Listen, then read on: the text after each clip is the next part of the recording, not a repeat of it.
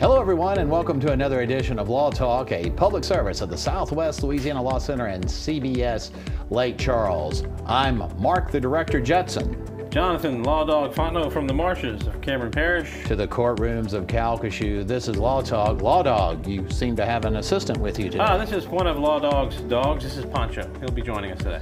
One of the many reasons we call you the Law Dog. Welcome, Poncho, to Law Talk. So, Sandra from Moss Bluff, she went to the QR code and she sent us this very interesting question. Sandra from Moss Bluff asks, if a neighbor fences part of your property to use for cattle, do I need some form of legal paper saying they're just using it and it's not their property? That's a squatter. Does the squatter attain some rights by squatting or by proxy by cows? Does the ownership years start to tick off there? Yeah, does mere possession of the land give the possessor some sort of potential ownership rights to the property? But we don't know whether they're doing it with her, without her permission. Right.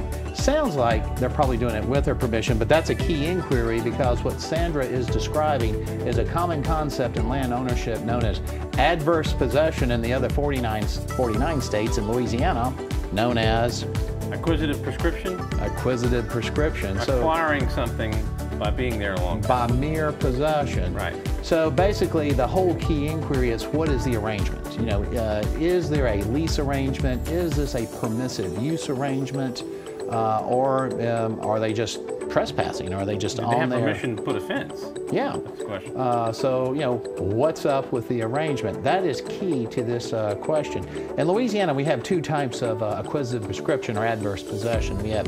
We have good faith 10-year acquisitive prescription or bad faith 30-year, right?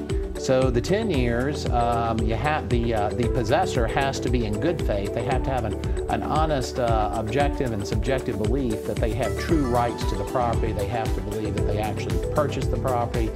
And they have to have like a juridical act of title. They have to have some sort of a deed or a donation or some sort of a document that actually led them to believe that they were the owners of the property. If you have those situations, after 10 years of continuous possession, they can become the title owner of the property by merely possessing it. 30 years, any of that stuff matter? No.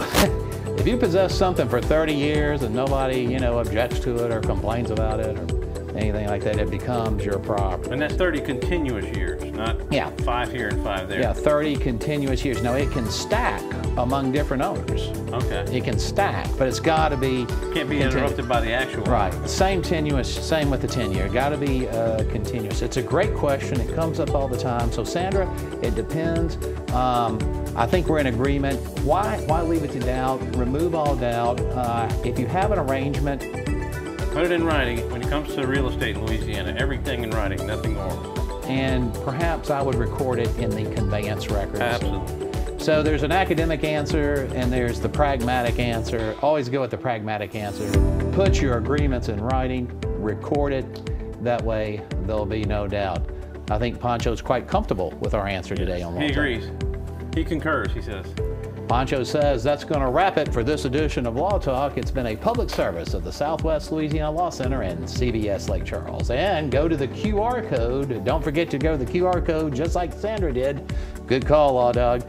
Send us your legal questions. We'll be glad to answer them in the future. Once again, this has been Law Talk on CBS Lake Charles.